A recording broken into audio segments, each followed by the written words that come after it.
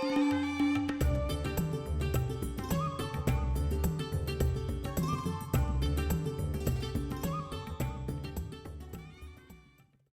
students, this is our third lecture on chapter 2 of our book Indian Economic Development. In our last lecture, we were discussing the agriculture sector. Today, we will elaborate it more.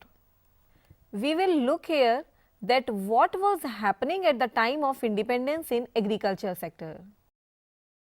Actually, at the time of independence, there were three types of land tenure systems prevailing in the country: the Jamindari system, the Ryotwari system and the Mahalwari system. In all these systems, ultimately farmer was exploited.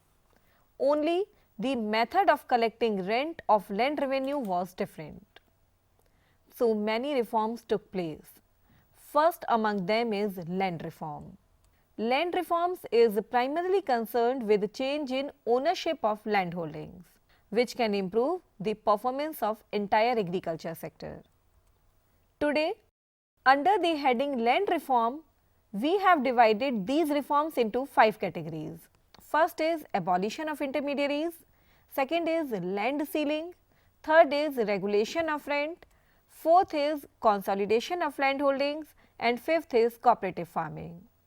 Now we will do these 5 reforms one by one. First is abolition of intermediaries. It requires that Jamindari or Jagirdari system should be abolished and tenants should be brought into direct contact with the government so that farmers may not be exploited by the Jamindars. Land ceiling was another policy towards land reforms. Land ceiling means fixing the maximum size of land which could be owned by an individual, and beyond that limit the land would be taken over by the government, and this excess land would be allotted to the landless farmers. Purpose behind land ceiling was to reduce the concentration of land ownership in a few hands. And now current land ceiling is 18 acres of wetland or 54 acres of unirrigated land which a family could hold. But in some areas, even today, the former Jamindars continue to hold large areas of land by making use of loophole in this law. Another land reform was in the form of regulation of rent. In this policy, rents were fixed in order to avoid illegal extortions on the cultivators, as we have said that earlier the Jamindars charged interest rate at the rate of 18% to 50%. Next land reform was consolidation of land holdings. It was done to solve the problem of fragmentation and subdivision of land holdings. Accordingly, it was decided to consolidate holdings by giving to the farmer one consolidated holding equal to the total of the land in different scattered plots under his possession. And next reform under land reform is cooperative farming, which improves the bargaining power of the small landholders and encourages competitive market structure. Cooperative farming helps them to work in cooperation and enjoy the benefits of consolidation of landholdings. Concludingly, the result of 5 land reforms was that this practice was successful in Kerala and West Bengal, because the government of these states was committed to the policy. But unfortunately, other states did not have the same level of commitment, and vast inequality in land holding continues even today. These were the land reforms. Now, second reforms in the agriculture sector were in the nature of technical reforms. Under the heading technical reforms, the concept of green revolution is studied. Now, question arises, what is this green revolution? So, green revolution means large increase in production of food grains resulting from the use of high yielding variety seeds, especially for the production of wheat and rice, most commonly known as high yielding varieties program. High yielding variety seeds means using those seeds which give more return, which give more yield. It requires the use of fertilizers and pesticides in the correct quantities as well as regular supply of water in correct proportions. This green revolution is divided into two phases. The first phase is between the period 1960s to mid 1970s. The use of high-yielding variety seeds was restricted to some states only like Punjab, Andhra Pradesh and Tamil Nadu. High-yielding varieties program was restricted to 5 crops only, namely wheat, rice, bajra, jowar and maize. But among these, increase in wheat's production was remarkable. Wheat's production increased by about 7 times. And in the second phase of the Green Revolution, during mid-1970s to mid-1980s, high-yielding variety programs technology spread to a larger number of states. Spread of Green Revolution technology made us self-sufficient in food grains. Now we are not dependent on America or any other nation for meeting our food requirements. This is Green Revolution which give us so much benefits. Like, first is marketable surplus. It means farmers started to sold agricultural produce in the market after fulfilling their own consumption requirements. That is, the farmers combined the concept of subsistence farming, that is self-consumption, with commercialization of agriculture, which improved their financial position. Secondly, Green Revolution resulted in multiple rise in food production, especially the crop of wheat. Sometimes Green Revolution is largely said as Wheat Revolution. Third benefit emerged from Green Revolution is increase in productivity. Productivity is continuously increasing due to the use of high-yielding variety seeds. The adoption of Green Revolution increased the income of farmers. It increased the status of farmers. India becomes self-sufficient due to Green Revolution. Many industries also established and started to producing chemicals, fertilizers, pesticides, machinery, etc. Therefore, there was a positive impact of Green Revolution on the overall industrial development of the economy. But if there are merits, there are demerits also. This Green Revolution also suffered many shortcomings, like the focus of Green Revolution was only on limited crops. It has little effect on commercial crops like tea, rubber, jute, etc. As we said, Green Revolution was centralized only to some states. So, effect of Green Revolution has been only in Punjab, Haryana, Tamil Nadu, Maharashtra, Uttar Pradesh and Andhra Pradesh.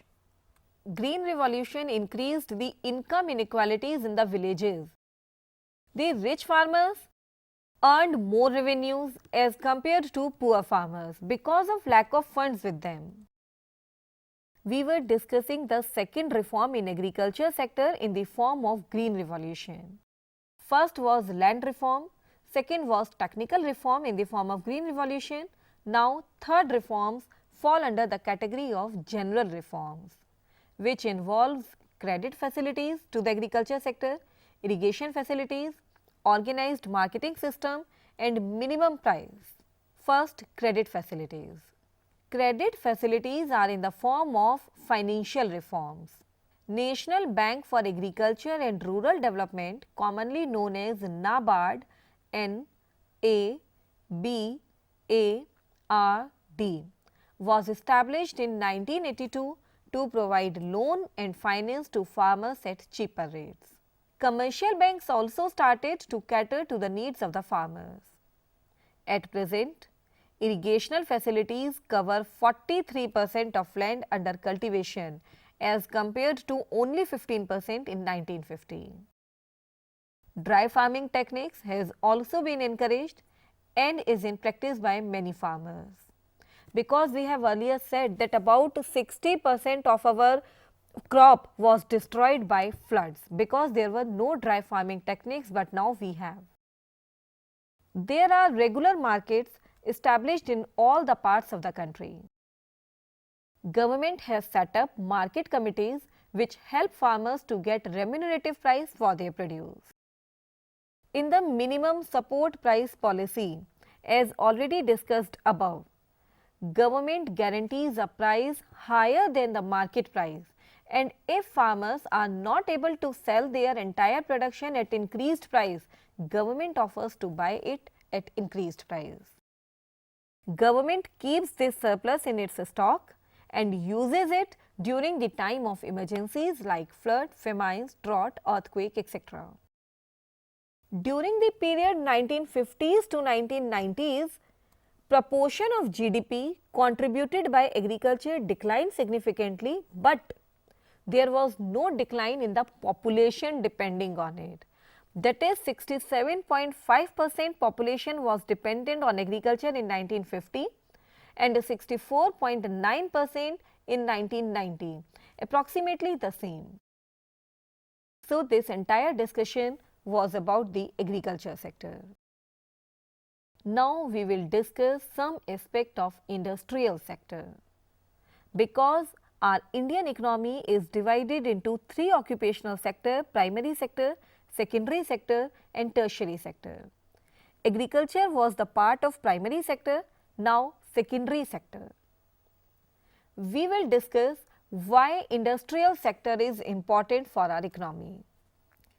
The 5-year plans place a lot of emphasis on industrial development because a nation cannot progress if the industrial base is not strong. It is the industrial sector which promotes modernization and overall prosperity of an economy. Employment provided by this industrial sector is more stable than employment in agriculture sector. As we know, at the time of independence, the variety of industry was very limited, largely confined to cotton, textile and jute. At that time, we had only two big iron and steel firms, one in Jamshedpur and the other in Kolkata. But after independence, we needed to expand our industrial base, as it is of utmost importance for the economic growth of an economy. As we know, no country can avoid industrialization since every country is desirous of rapid economic development.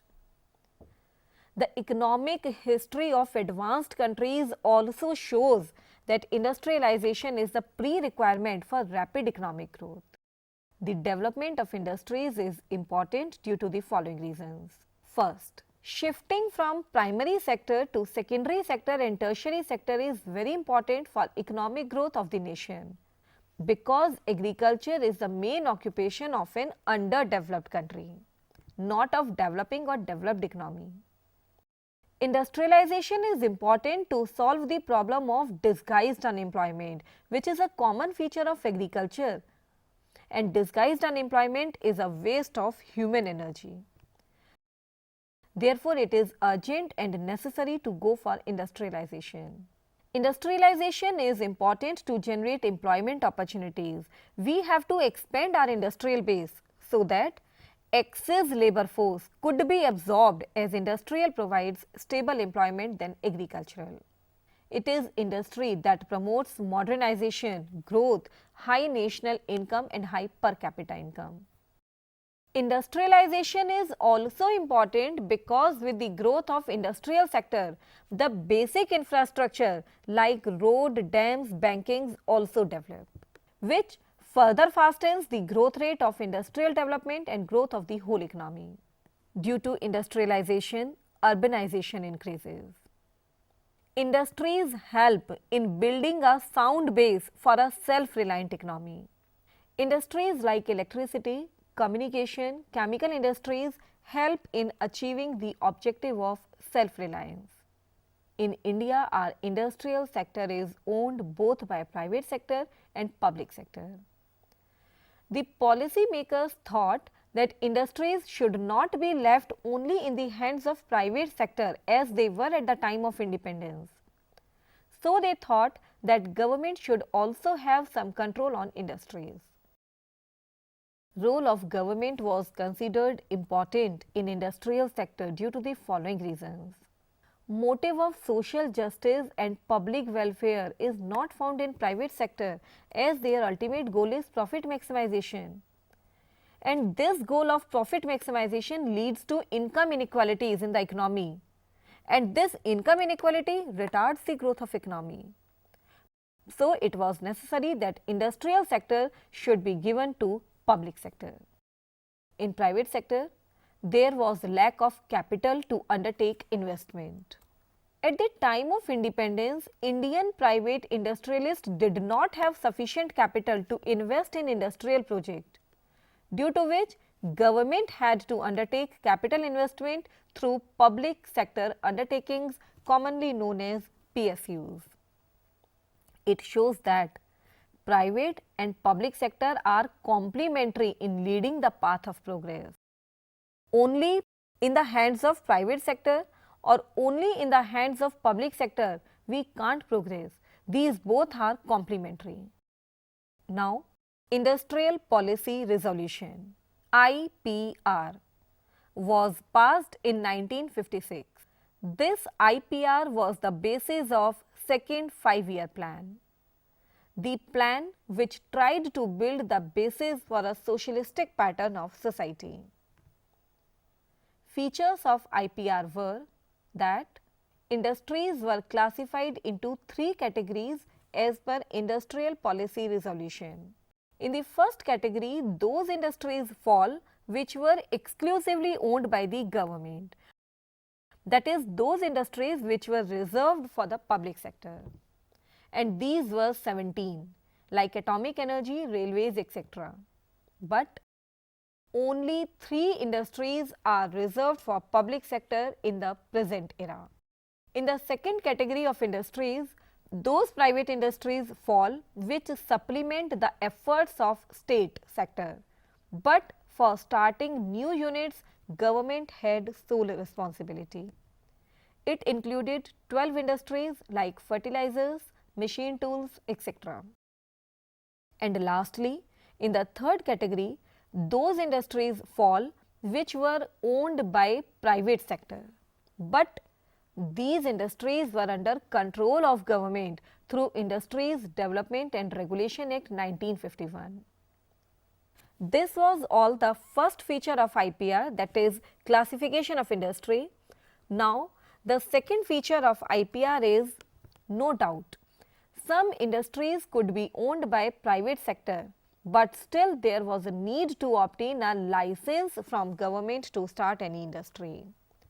License was given if the industry was to be established in an economically backward area so that regional equality is promoted. Even an already existed industry had to obtain license for producing a new variety of goods. This restriction was imposed to check that production was not more than what the economy required. License to produce more was given only if the government was convinced that the country requires a larger quantity of goods. Now, the last, third feature of IPR is industrial concession. Concession in the form of tax benefit and electricity at a lower tariff to encourage establishing their units in the backward regions of the country to promote regional equality. So, students, we keep our lecture till it. The remaining chapter we will do in our next lecture. Let's revise today's work. We completed the agriculture sector and started the industrial sector. We discussed the importance of industries and industrial policy resolution. So, it was all for today. Thank you.